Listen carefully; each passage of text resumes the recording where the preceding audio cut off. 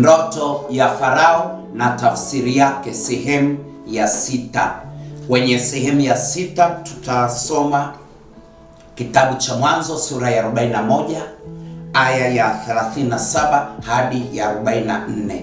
Tunaangalia maamuzi magumu ya mkuu wa nchi ambaye ni Farao. Ni nini cha kufanya hasa katika hii aina ya uwekezaji? Na neno linasema, neno hili likawa jema machoni pa Farao na machoni pa watumwa wake wote. Farao akawaambia watumwa wake, tupate wapi mtu kama huyu mwenye roho ya Mungu ndani yake? Tupate wapi mtu kama huyu mwenye roho ya Mungu ndani yake? Eneo hili linahitajikaga maarifa ya kimungu. Unahitaji mtu wa namna hii, mwenye hekima ya Mungu, mwenye maono ya Mungu. Ndio maana Farao anasema, na tupate wapi mtu wa namna hii mwenye roho ya Mungu ndani yake? Farao akamwambia Yusufu, kwa kuwa Mungu amekufahamisha hayo yote, hapana mwenye akili na hekima kama wewe. Basi wewe utakuwa juu ya nyumba yangu, na kwa neno lako watu wangu watatawaliwa. Katika kiti cha enzi tu nitakuwa mkuu kuliko wewe. Farao akamwambia Yusufu, tazama, nimekuweka juu ya nchi yote ya Misri. Farao akavua pete yake ya muhuri mkononi mwake, akaitia mkononi mwa Yusufu, akamvika mavazi ya kitani nzuri na kumtia mkufu wa dhahabu shingoni mwake. Akampandisha katika gari lake la pili alilokuwa nalo, na watu wakapiga kelele mbele yake, pigeni magoti. Hivyo akamweka juu ya nchi yote ya Misri. Farao akamwambia Yusufu, mimi ni Farao, na bila amri yako mtu asinunue mkononi wala mguu katika nchi yote ya Misri. Farao akamwita Yusufu Safenathi Panea, akamoa Asenothi binti Pontiferi kuhani wa Oni kuwa mke wake. Yusufu akaenda huko na huko katika nchi ya Misri. Katika nchi ya Misri. Katika sehemu hii ya 6, Farao anamweka Yusufu kuwa waziri mkuu, kuwa kiongozi, na anamwambia mtu asinunue, mtu asifanye chochote. Wewe ndiye mkuu, mimi tu nitakuwa juu yako, lakini chini yako watu wote wako chini yako. Kwa neno lako nchi itatawalika. Una mtu kama Yusufu kwenye maisha yako, kama director, kama mtu wa kiroho, kwenye kazi, kwenye biashara, kwenye uchumi, ama unajiendea peke yako? Una hii hekima ya Yusufu ambayo ni ya Mungu kwenye maisha, unless maisha yatakwenda sawa ama maisha yataharibika. Aya ya 46, na Yusufu alikuwa na umri wa miaka 30 aliposimama mbele ya Farao mfalme wa Misri. Angalia, ni kijana mdogo, miaka 30. Sasa hivi una miaka mingapi na uko wapi? Miaka 30 anakuwa waziri mkuu. Aliposimama mbele ya Farao mfalme wa Misri, Yusufu akatoka mbele ya uso wa Farao, akapita katika nchi yote ya Misri. Mstari wa 47, ikawa katika miaka ile 7 ya shibe, nchi ikazaa kwa wingi. Ni wakati wa fursa. Unakumbuka wakati ulipopata fursa kwenye huduma, kazini, promotion, ofisini, ulifanyaje? Ulikoshika fedha, biashara ilipoingiza, ilipofenda vizuri, ulifanyaje? Aya 48, ndicho alichofanya Yusufu. Akakusanya chakula chote katika miaka 7 katika nchi ya Misri, akaweka chakula katika miji, chakula cha mashambani yaliyoizunguka kila mji, akakiweka ndani yake. Yusufu akakusanya nafaka kama mchanga wa pwani nyingi mno, hata akaacha kuhesabu, maana ilikuwa haina hesabu. Ilikuwa haina hesabu. Naomba nikuulize maswali machache. Umefanya hiki anachofanya Yusufu? Hii ndio ndoto ya Yusufu.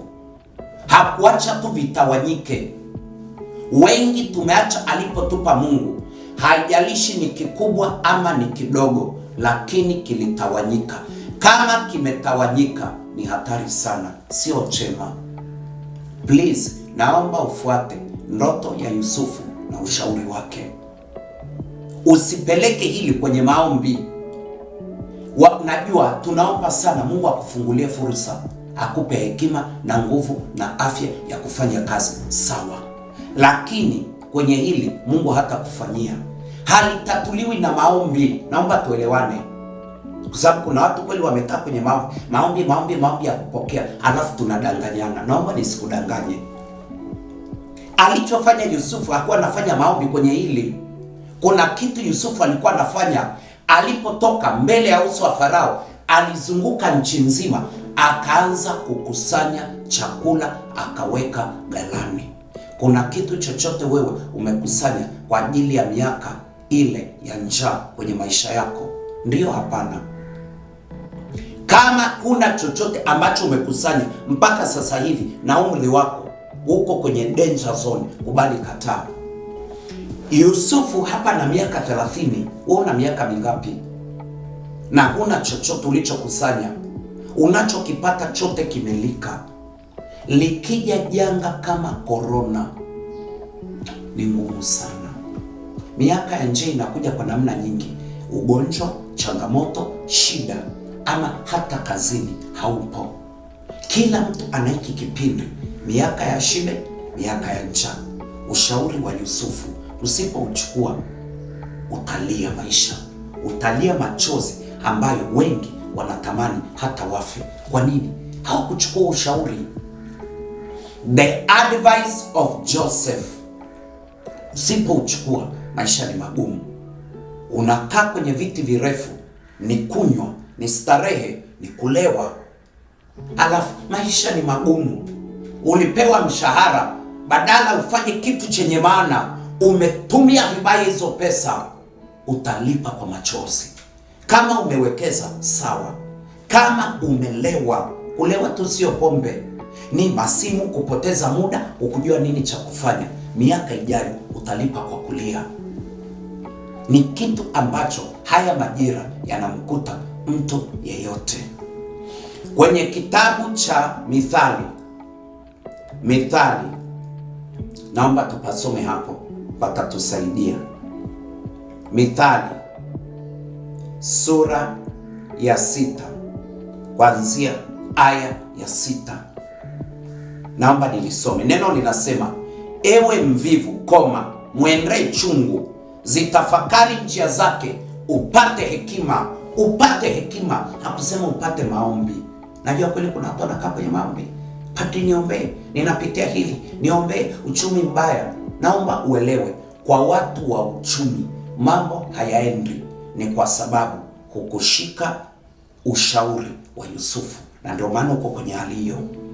Mtu ambaye hata kama hakusoma lakini alitembea kwenye ushauri wa Yusufu, maisha yake ni mengine. Ndio maana anasema, ewe mvivu, mwendee chungu, zitafakari njia zake, ukapate hekima. Ukapate hekima, sio maombi, ukapate hekima. Kwa maana yeye hana akida wala msimamizi wala mkuu, lakini hujiwekea akiba ya chakula wakati wa jua, hukusanya chakula chake wakati wa mavuno. Wakati wa mavuno, fursa, unafanya nini? This biblical, haya ni maandiko. Unafanya nini? Ama kila kitu ulikula ama uligawa ovyo? Sikusema usiwe mkarimu, lakini hakikisha unatembea na ushauri wa Yusufu. Mstari wa 9 ikarudia tena, ewe mvivu, utalala hata lini? Mvivu tu si aliyoko kitandani. Utaondoka lini katika usingizi wako? Bado kulala kidogo, bado kusinzia kidogo, bado kukunja mikono upate usingizi. Mstari wa 11, hivyo umaskini wako huja kama mnyang'anyi, na uhitaji wako kama mtu mwenye silaha, na uhitaji wako kama mtu mwenye silaha anayekuja na panga. Ndio hayo majira. Please, badilisha maisha yako. Achana na maisha ya starehe, achana na maisha ya kutapanya. Watu wengi wametapanya vibaya, mali, ofisi, hata matumizi ya ofisi. Uliishi kuwanyanyasa watu, hata ukitoka hakuna naye kuangalia. Please, toka huko, usifanye huko, usifanye hivyo. Tunachotamani maisha yako yabadilike. Mvivu, bado unalala, umekuwa mtu wa masingizi, hujui nini cha kufanya, ni mdomo kila mahali, alafu mwisho nisaidie. Sikukata usisaidiwe, lakini kama hauishi kadiri ya ushauri wa Yusufu, utakuja kuniambia utateseka tu kwenye maisha, na maisha ni mabaya kwa mtu huyo. Uchumi unaharibika, hiyo njaa ni mbaya, inaiharibu, inafananishwa na jambazi. Hivyo umaskini wako huja kama mnyang'anyi, na uhitaji wako kama mtu mwenye silaha ambaye anaweka mpanga na bastola, toa kila kitu au nikuue. Ndio hivyo inavyokuwa.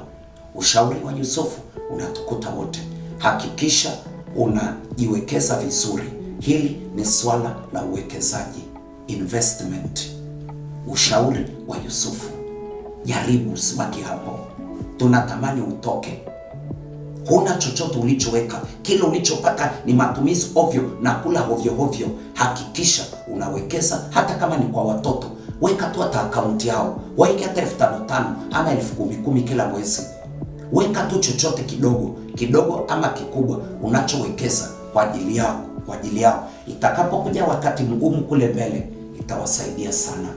Tafakari na chukua hatua. Tumsifu Yesu Kristo.